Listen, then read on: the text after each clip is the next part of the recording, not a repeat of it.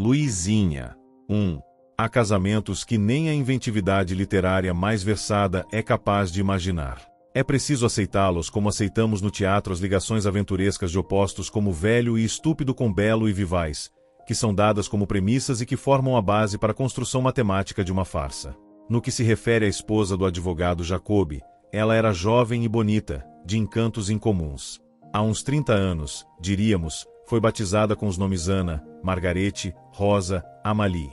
Mas desde que alguém juntou suas primeiras letras, ela nunca mais foi chamada senão por Amra, um nome de sonoridade exótica, que combinava perfeitamente com sua personalidade.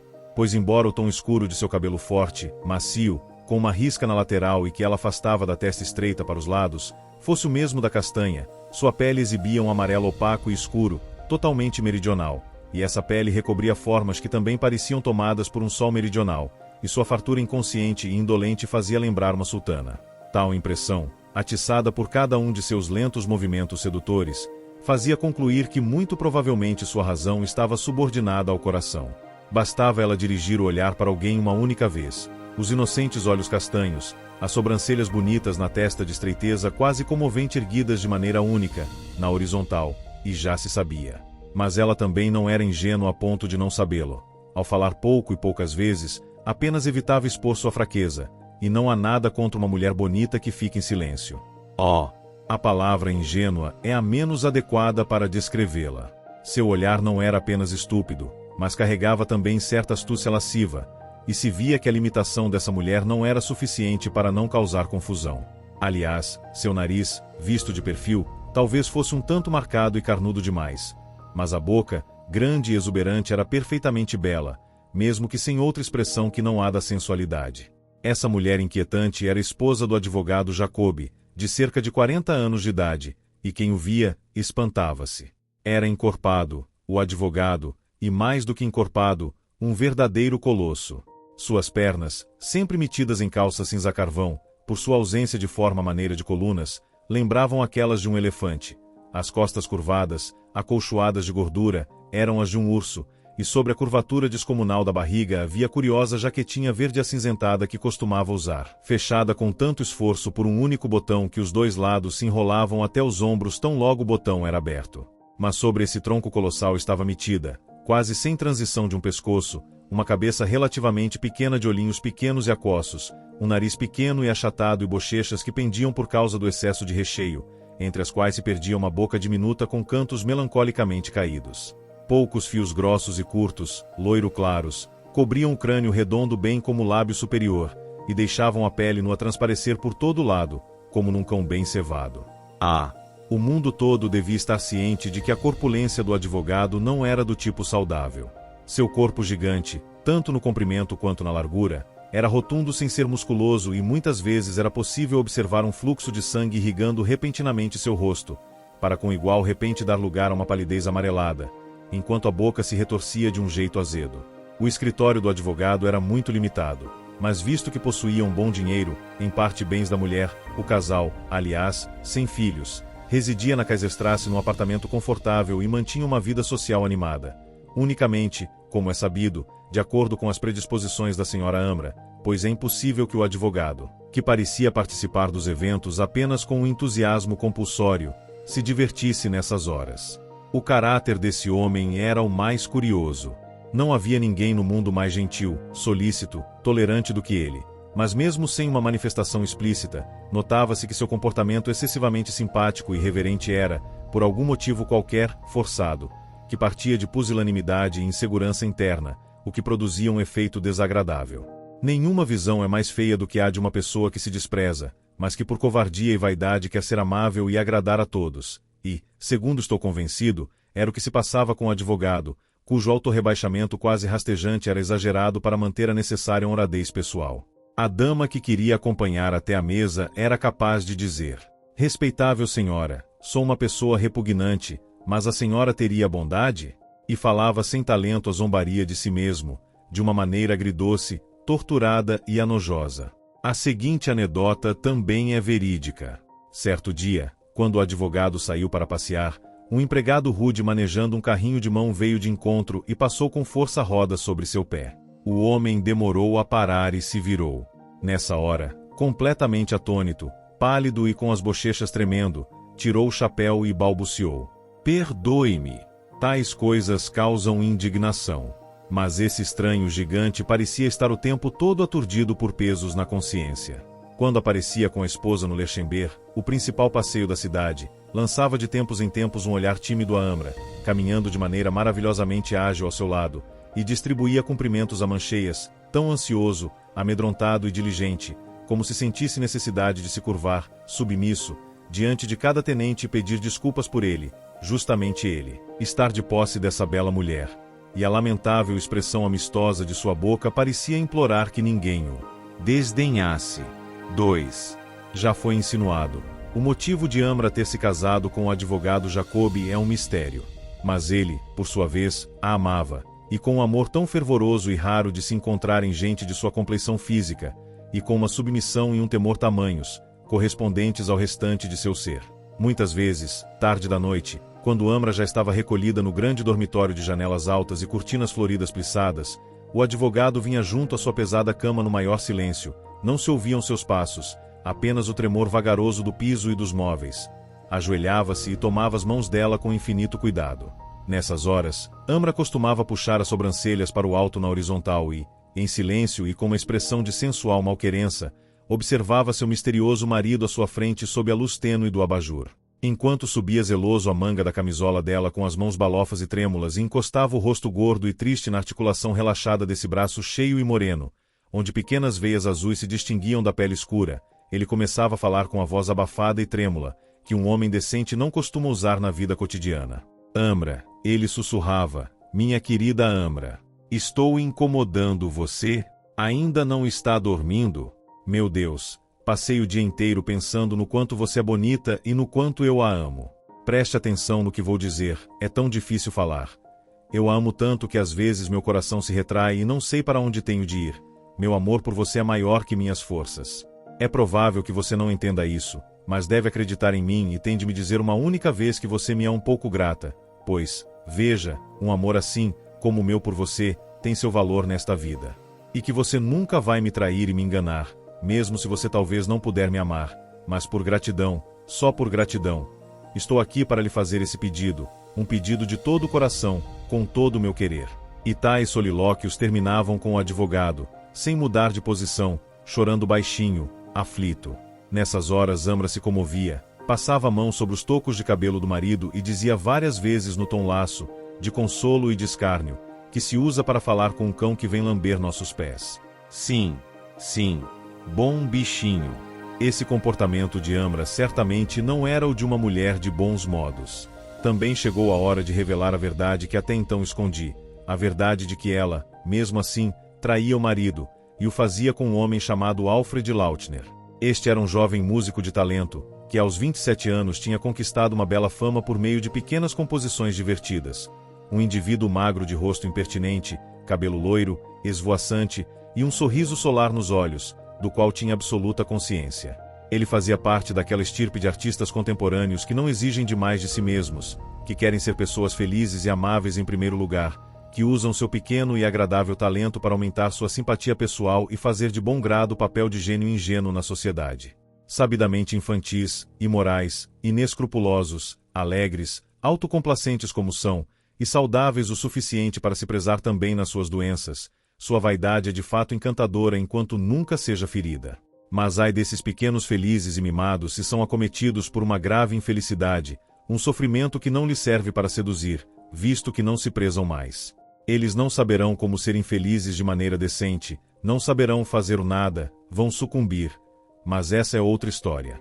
O Sr. Lautner compunha coisas bonitas, valsas e mazurcas, no geral, e sua graça seria um tanto popular demais para eu classificá-las no que entendo por música caso não trouxessem, todas, um pequeno trecho original, uma passagem, uma entrada, uma alternância harmônica, qualquer ligeiro efeito nervoso que deixava entrever o engenho e a criatividade com que pareciam ter sido feitas, e que as tornavam interessantes também para conhecedores sérios. Muitas vezes 2 compassos solitários carregavam algo curiosamente melancólico e nostálgico, algo que ressoava de maneira súbita e logo evanescia no entusiasmo de salão de baile característico da obra menor. Pois bem, era por esse jovem que Amra Jacobi ardia no interesse condenável e ele, por sua vez, não dispunha de decência suficiente para resistir às suas investidas. Eles se encontravam aqui e ali, e um relacionamento devasso os unia havia anos. Um relacionamento conhecido por toda a cidade, e sobre o qual toda a cidade conversava às costas do advogado. E o que falar deste último?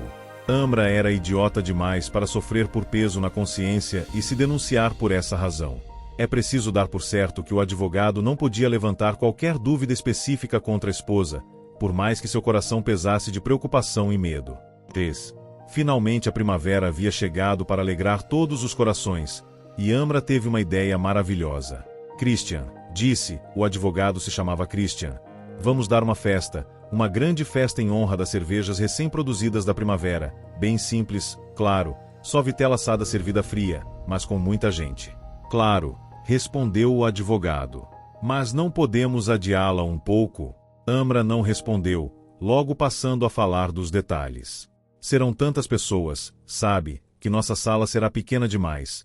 Temos de alugar um lugar, um jardim, um salão fora da cidade, para haver espaço e ar o bastante. Você entende? Penso, em primeiro lugar, no grande salão do Sr. Vendelin, aos pés do Lerchember. Esse salão está vazio e é ligado à loja e à cervejaria apenas por uma passagem. Dá para decorá-lo de maneira festiva, colocar mesas compridas e beber cervejas da primavera. Dá para dançar e tocar música, talvez até fazer um pouco de teatro, pois sei que há um pequeno palco ali, e acho isso bem importante. Resumindo, deve ser uma festa original e vamos nos divertir maravilhosamente. O rosto do advogado ficou levemente amarelado durante a conversa e os cantos da sua boca tremeram e caíram. Ele disse: "Alegro-me de coração, minha querida Amra. Sei que posso deixar tudo a cargo de sua competência. Peço que faça seus preparativos." 4. E Amra fez seus preparativos.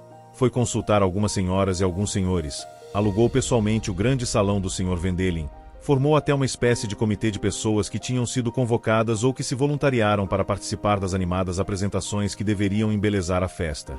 Esse comitê era constituído sobretudo por homens, exceto a mulher do ator Hildebrandt, cantora. No mais, participavam o próprio Sr. Hildebrandt, um assessor chamado Wittnagel, um jovem pintor e o Sr. Alfred Lautner, além de alguns estudantes que tinham sido agregados pelo assessor e que exibiriam danças de negros. 8 dias depois de Amra ter tomado sua decisão, esse comitê reuniu-se para trocar ideias na Kaiserstrasse, mais especificamente na sala de Amra, um pequeno cômodo quente e cheio, decorado com um tapete grosso, um divã e muitas almofadas, uma palmeira leque, poltronas de couro inglesas e uma mesa de mogno de pernas arqueadas, sobre a qual estendia-se uma toalha felpuda e vários objetos de valor. Também havia uma lareira, ainda morna, e sobre seu aparador preto de pedra, alguns pratos com sanduíches finos, copos e 2 garrafas de xerez. Encostada nos travesseiros do divã sombreado pela palmeira leque, Amra apoiava levemente um dos pés sobre o outro, e estava bonita feito uma noite cálida. Uma blusa de seda clara e muito leve envolvia-lhe o busto, mas a saia era de um tecido pesado, escuro e bordado com flores grandes. De vez em quando, afastava com uma das mãos a mecha castanha ondulada da testa estreita. A senhora Hildebrandt, a cantora, também estava sentada no divã, a seu lado. Era ruiva e usava um traje de montaria.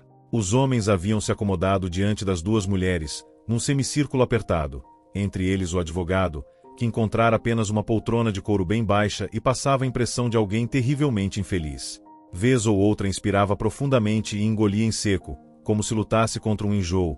O Sr. Alfred Lautner, em uniforme completo de tênis, dispensara a cadeira e apoiava-se garboso e feliz na lareira porque dizia não conseguir ficar sentado imóvel por muito tempo.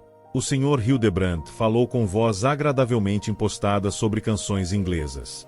Tratava-se de um homem respeitável e estava bem vestido, todo de preto.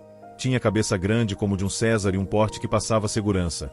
Um ator da corte de boa formação, conhecimentos bem fundamentados e gosto depurado.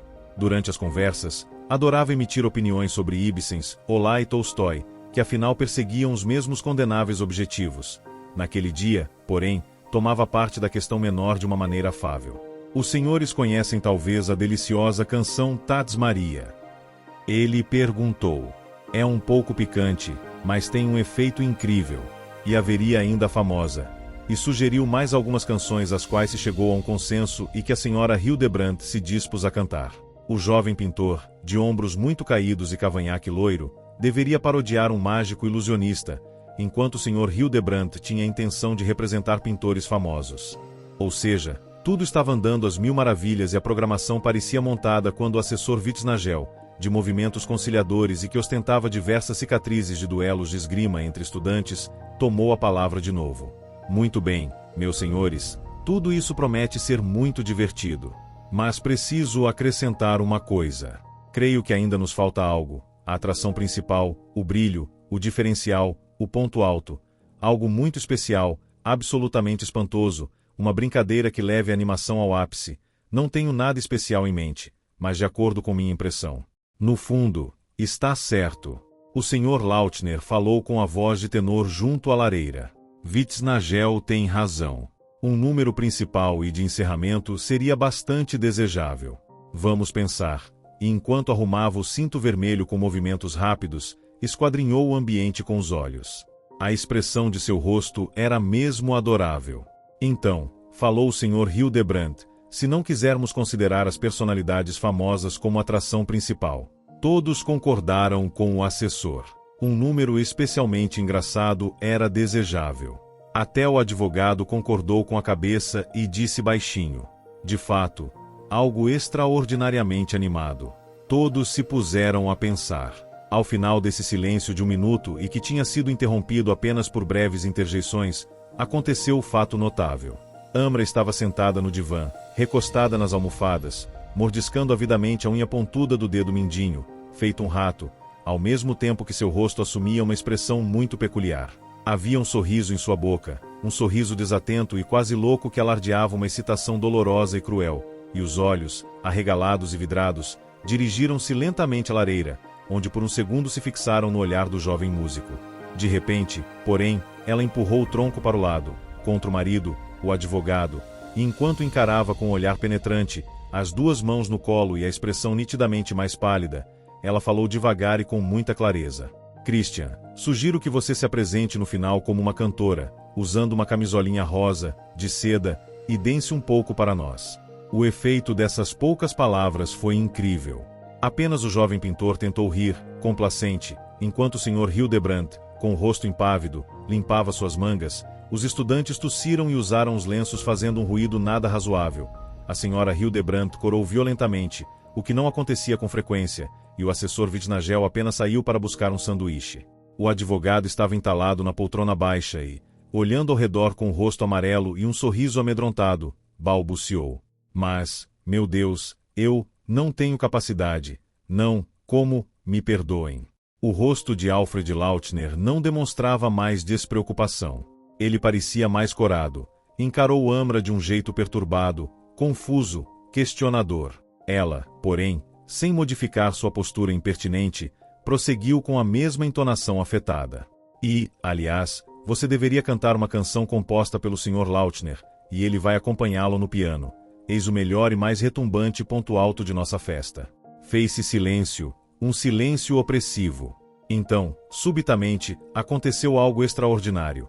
O Sr. Lautner, como que contagiado, envolvido e excitado, deu um passo à frente e começou a falar depressa, trêmulo por causa do repentino entusiasmo. Puxa vida, senhor advogado, estou à disposição. Declaro-me à disposição para compor algo ao senhor. O senhor terá de cantar, dançar. Trata-se do único ponto alto imaginável para a festa. O senhor verá, vai ser a melhor coisa que produzi até agora e que ainda hei de produzir. Numa roupinha de bebê rosa, de seda. Ah, sua esposa é uma artista, estou dizendo.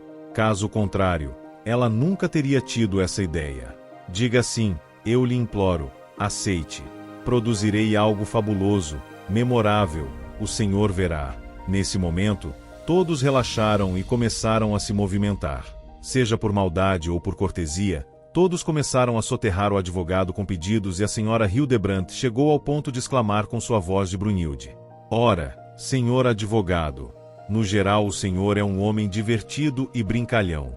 Mas ele mesmo, o advogado, acabou por achar palavras e ainda um pouco amarelo, mas com uma grande dose de determinação, disse: escutem, todos, o que devo lhes dizer, não sou adequado, acreditem em mim.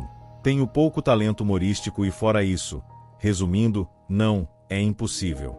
Ele permaneceu inflexível nessa negativa e como Amra não entrou mais na discussão, recostada com uma expressão muito ausente, e como também o Sr. Lautner não disse mais nada, com os olhos fixos estudando profundamente um dos arabescos do tapete, o Sr. Hildebrandt conseguiu dar uma nova direção à conversa e logo em seguida a reunião se dispersou, sem ter resolvido a última questão. À noite daquele mesmo dia ainda, com Amra já recolhida e deitada de olhos abertos, seu marido entrou com passos pesados, puxou uma cadeira para perto da cama dela, sentou-se e disse baixinho e hesitante: "Escute, Amra, para ser sincero, um pensamento me aflige. Caso eu tenha sido pouco amistoso hoje com as pessoas, caso as tenha afrontado, Deus sabe que não era minha intenção. Ou será que você acha, de verdade, que, eu lhe peço?" Amra ficou calada por um momento, enquanto erguia lentamente as sobrancelhas. Então, deu de ombros e falou: "Não sei o que responder, meu amigo. Nunca esperaria tal comportamento da sua parte. Você se negou, com palavras maleducadas, a apoiar as apresentações com sua participação, que todos, e isso só pode ser um elogio a você, consideraram indispensável. Para usar uma expressão delicada, você desapontou todo mundo, e você estragou toda a festa com sua rude má educação, quando teria sido sua obrigação como anfitrião." O advogado tinha baixado a cabeça e, inspirando profundamente, disse: "Não, Amra, não quis ser mal educado, acredite em mim. Não quero magoar nem desapontar ninguém, e se me comportei mal, estou disposto a consertar. Trata-se de uma piada, uma troça, um prazer inocente. Por que não? Não quero estragar a festa, estou disposto." Na tarde do dia seguinte, Amra saiu mais uma vez atrás de preparativos. Parou na Ostrasse 78 e subiu ao segundo andar, onde estava sendo aguardada. E deitada e entregue ao amor, apertando a cabeça dele contra o peito, sussurrou com paixão: "Componha para 4 mãos, está ouvindo? Enquanto ele canta e dança, vamos acompanhá-lo juntos. Eu mesma vou providenciar a roupa." Um estranho arrepio, um acesso de riso reprimido, atravessou o corpo de ambos. 5. A propriedade do Sr. Vendelin no Lerchember é indicada para todos aqueles que querem dar uma festa, um evento em grande estilo ao ar livre. Depois de percorrer uma graciosa via fora do perímetro urbano e passar por um portão alto, chega-se ao jardim semelhante a um parque, que faz parte do terreno e em cujo centro fica o espaçoso salão de festas. Esse salão, que se liga por um corredor estreito ao restaurante, à cozinha e à cervejaria, construído com madeiras pintadas de cores alegres numa engraçada mistura de estilos, chinês e renascentista, tem portas altas de 2 folhas, que com tempo bom podem ficar abertas para permitir a entrada do cheiro das árvores, e comporta muitas pessoas. No dia da festa, os carros que se aproximavam eram cumprimentados já à distância por luzes coloridas, pois toda a cerca, as árvores do jardim e o salão em si estavam decorados com uma profusão de lampiões coloridos, e os enfeites do interior do salão deixavam o ambiente muito alegre. Guirlandas coloridas cruzavam o teto, nas quais muitas lanternas de papel estavam fixadas, embora em meio à decoração das paredes, composta por bandeirolas, galhos e flores artificiais, uma quantidade de lâmpadas elétricas iluminava o salão com brilho máximo. Numa das suas extremidades ficava o palco, ladeado por folhagens ornamentais, e um gênio pintado pela mão de algum artista flutuava na cortina vermelha.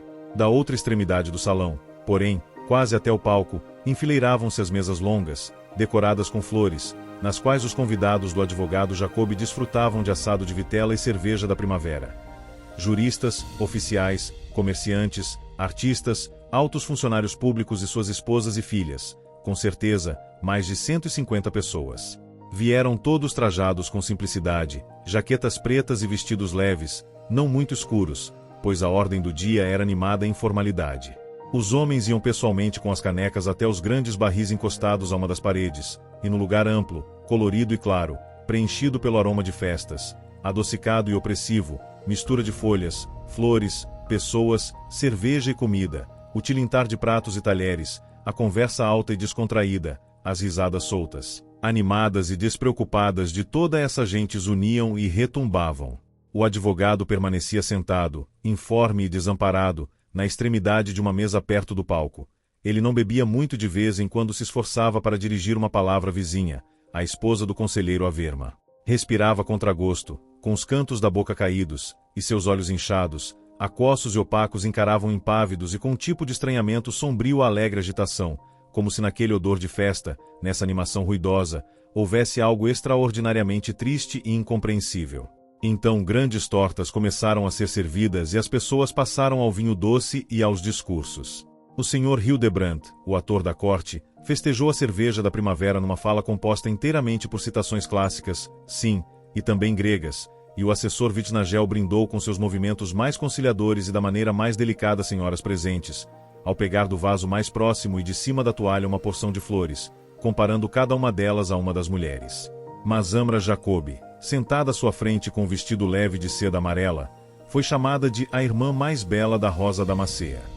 Logo depois, ela passou a mão sobre a risca macia de seu cabelo, ergueu as sobrancelhas e, séria, fez um sinal com a cabeça para o marido, e o homem gordo se levantou e quase teria estragado toda a atmosfera ao balbuciar algumas palavras lastimáveis com seu jeito constrangedor e um sorriso feio. Apenas alguns bravos, forçados foram ouvidos e por um instante houve um silêncio opressivo. Mas a alegria retornou novamente e todos começaram a se erguer, fumando e bastante agitados, tirando com as próprias mãos as mesas do salão, pois queriam dançar. Passava das 11 horas e a informalidade era total. Parte do grupo saíra para o iluminado jardim colorido a fim de tomar ar fresco, enquanto outra parte ficou no salão, em pequenas rodas, fumando, conversando, buscando cerveja, bebendo em pé. De repente, ouviu-se do palco um forte toque de trompete que chamou a todos de volta ao salão. Músicos, de sopro e de cordas, tinham entrado e tomado posição em frente à cortina. Cadeiras, sobre as quais havia programas vermelhos, estavam enfileiradas, e as mulheres se sentaram, enquanto os homens postaram-se atrás delas ou em ambos os lados. O silêncio da expectativa reinava. Em seguida, a pequena orquestra tocou uma abertura estrondeante, a cortina se abriu, e vejam só, um grupo de negros pavorosos, em trajes chamativos e lábios vermelho-sangue, arreganhavam os dentes e começaram uma gritaria bárbara. Essas apresentações foram, sem dúvida, o ponto alto da festa de Amra. Aplausos entusiasmados, e a programação organizada de maneira inteligente foi seguindo, número após número.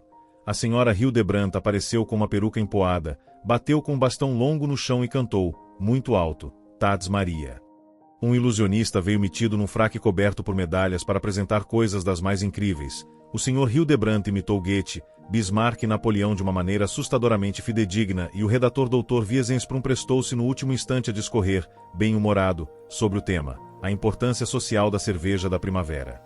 No final, a tensão chegou ao máximo, pois era a hora do número de encerramento, essa atração misteriosa que vinha circundada por uma coroa de louros no programa e intitulada Luizinha. Canto e dança. Música de Alfred Lautner. A sala inteira ficou agitada e os olhares se encontraram quando os músicos deixaram os instrumentos de lado e o Sr. Lautner, que até então tinha estado encostado numa porta, desinteressado, em silêncio e com um cigarro entre os lábios, sentou-se com Amra Jacobi ao piano, no centro diante da cortina. Seu rosto estava rubro e ele folheava nervoso a partitura, enquanto Amra, ao contrário, ligeiramente pálida, apoiava um dos braços no encosto da cadeira e olhava para o público.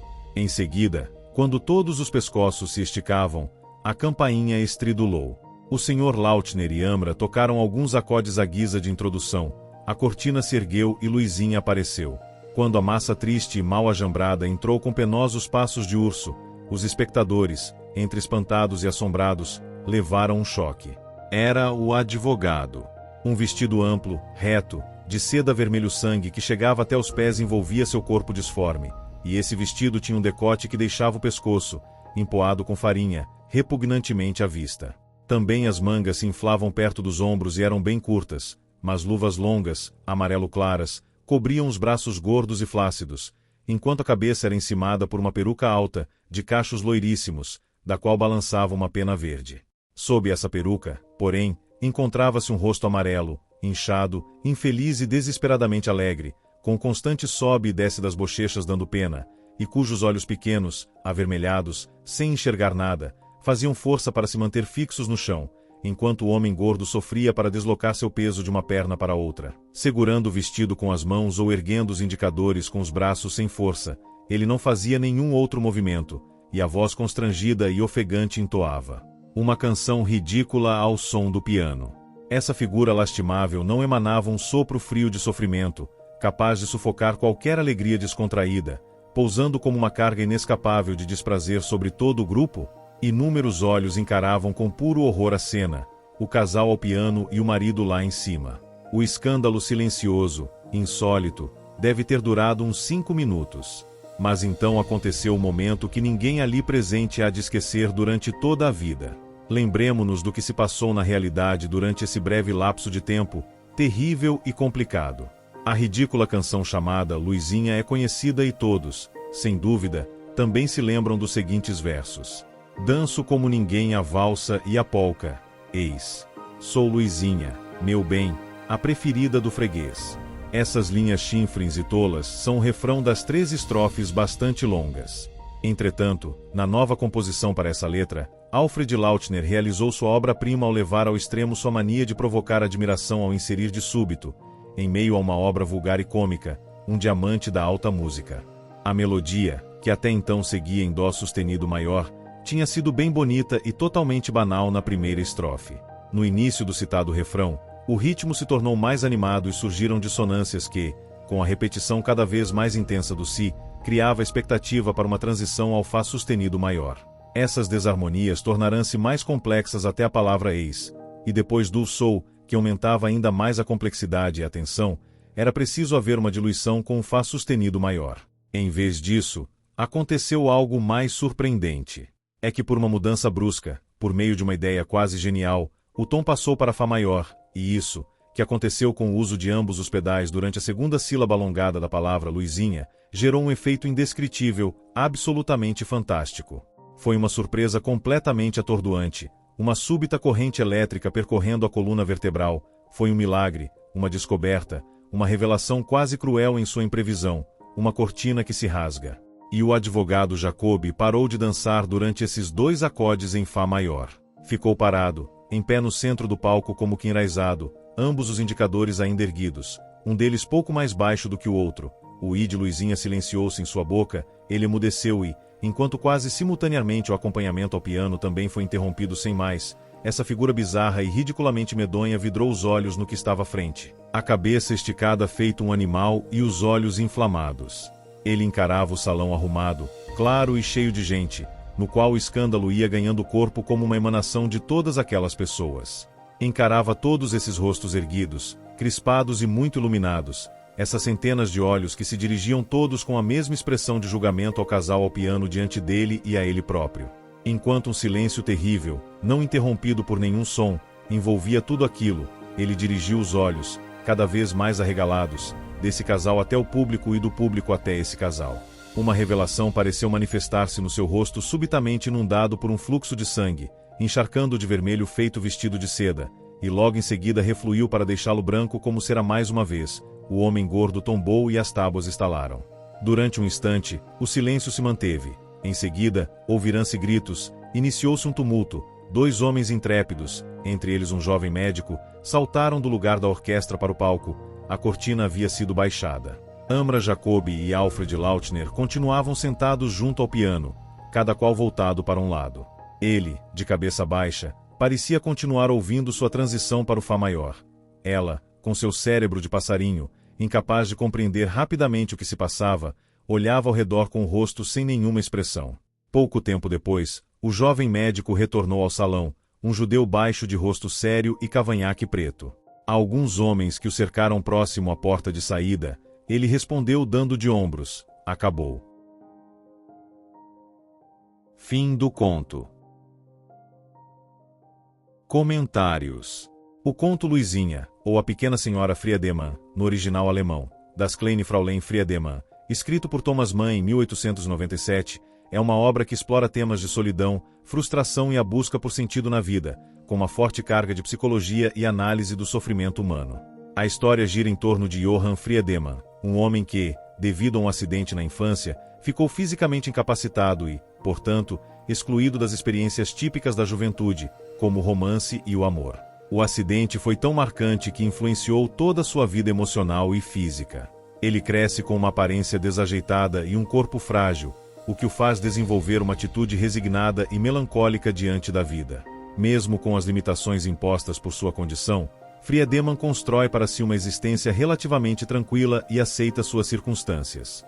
Ele se afasta do convívio social intenso e encontra uma forma de paz solitária, dedicando-se a hobbies e vivendo de maneira discreta.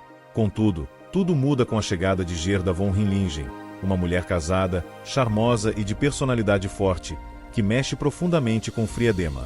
Ele se apaixona por Gerda e experimenta, pela primeira vez, o que seria um desejo real de conexão e afeto. Gerda, no entanto, é fria e distante, e sua presença acaba desestabilizando a paz resignada que Friedemann havia alcançado. Em uma tentativa de expressar seus sentimentos, Friedemann confronta Gerda, mas ela reage com desdém, rejeitando-o sem nenhuma empatia. Devastado pela rejeição e pela consciência de que seu amor e sua esperança são inúteis, Friedemann termina a história de forma trágica. Ele se entrega ao desespero e se afoga em um rio próximo, dando fim à sua vida. Solidão e isolamento. A deficiência física de Friedemann é um símbolo de seu isolamento emocional. Ele se torna uma figura que observa a vida de fora, incapaz de vivê-la plenamente devido à sua condição. A resignação diante da solidão é o que define grande parte de sua existência. Frustração e desejo não correspondido. A presença de Gerda desperta em Friedemann um desejo latente que ele nunca havia experimentado com tamanha intensidade. Contudo, essa experiência o leva a uma frustração profunda, pois percebe que é incapaz de alcançar qualquer tipo de satisfação emocional. A condição humana e a busca de sentido. A forma como Friedemann lida com sua deficiência e a rejeição de Gerda reflete uma luta universal pela busca de sentido na vida, mesmo frente a obstáculos que parecem intransponíveis. Mann explora a fragilidade humana e o quanto o amor, mesmo que inalcançável, pode dar algum sentido a uma vida. Crítica à sociedade e ao ideal romântico. Mann critica também as expectativas idealizadas do amor e do romance. Friedemann é um exemplo de alguém que sonha com o amor, mas que, ao tentar alcançá-lo, encontra apenas indiferença e crueldade, características que também refletem a própria sociedade. Thomas Mann constrói o conto com uma escrita cuidadosa, psicológica e introspectiva, característica de suas obras. Através de um narrador em terceira pessoa, Mann se aprofunda na mente de Friedemann, permitindo que o leitor compreenda suas emoções e os detalhes de sua vida. A narrativa é densa, rica em detalhes e com uma análise psicológica profunda, que se tornou marca registrada de Mann. O conto revela a visão de Mann sobre o quão frágil é o ser humano, especialmente quando confrontado com seus próprios desejos e limitações. A construção de personagens complexos e o uso de uma linguagem que captura a sutileza dos sentimentos humanos fazem de Luizinha uma obra impactante, mesmo em sua brevidade.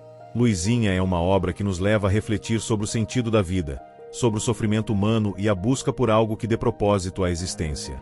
Friedemann é uma figura trágica que desperta empatia e compaixão, pois representa o lado da humanidade que busca por algo mais, mas que nem sempre é capaz de alcançar. Thomas Mann, ao final, parece sugerir que a vida humana é marcada pela inevitável presença da dor e do fracasso, especialmente para aqueles que se arriscam a sentir profundamente.